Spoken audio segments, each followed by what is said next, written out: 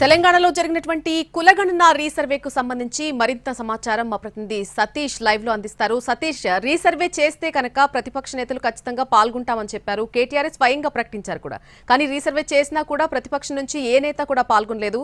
కేవలం 15,000 మంది మాత్రమే ఈ రీసర్వేలో పాల్గొనడం జరిగింది 12 రోజుల్లో. దీనికి సంబంధించిన పూర్తి సమాచారం ఏంటి?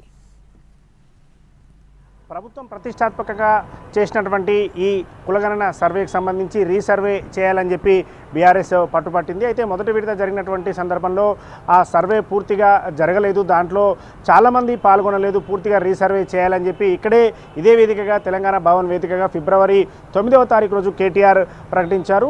ఒకవేళ రీసర్వే చేస్తే మేము కూడా కేసీఆర్తో పాటుగా తాను తమ కుటుంబ సభ్యులు అందరం కూడా సర్వేలో పాల్గొంటామని చెప్పారు. కానీ ఆ తర్వాత ప్రభుత్వం రీసర్వే చేసింది. ఎవరైతే కులగణనలో పాల్గొన్నటువంటి వాళ్ళు ఉన్నారో వాళ్ళందరికీ కూడా ఆప్షన్స్ ఇచ్చి వాళ్ళు టోల్ ఫ్రీ నెంబర్ ద్వారా వాళ్ళు అడిగితే టోల్ ఫ్రీ నెంబర్ ద్వారా చెప్పిన తర్వాత వాళ్ళ ఇంటికి వచ్చి సర్వే చేస్తామని చెప్పడం జరిగింది. కానీ ఇటు కేసీఆర్ ఫ్యామిలీ అదేవిధంగా కేటీఆర్ ఫ్యామిలీతో పాటుగా హరీష్ రావు కూడా దీంట్లో పాల్గొనలేదు. ఈ మధ్యకాలంలోనే జరిగినటువంటి చిట్చాట్లో కూడా హరీష్ రావు చెప్పారు తన ఇంటికి ఎవరు కూడా రాలేదు సర్వేకి అని చెప్పడం జరిగింది. అయితే ఆ బీఆర్ఎస్ కేటీఆర్ చెప్తున్నటువంటి దాని ప్రకారం తమకు సంబంధించినటువంటి కుల వివరాలు, ఆస్తులకు సంబంధించిన వివరాలు అన్నీ కూడా అఫిడవిట్లోనే ఉన్నాయి. తాము ఎన్నికల టైంలో పోటీ చేసినటువంటి సమయంలో ఇచ్చిన అఫిడవిట్లో అన్ని వివరాలు ఉన్నాయి. ఆ అఫిడవిట్లోనే తీసుకోవచ్చు, మళ్ళీ ప్రత్యేకంగా మేము చెప్పాల్సిన అవసరం లేదు అని చెప్పారు. అయితే తాము కోరింది మాత్రం రీసర్వే, అంటే తెలంగాణ వ్యాప్తంగా మరొకసారి పూర్తి స్థాయిలో సర్వే చేయాలని కోరాము. ఆ విధంగా ప్రభుత్వం రీసర్వే చేయకుండా కేవలం ఎవరైతే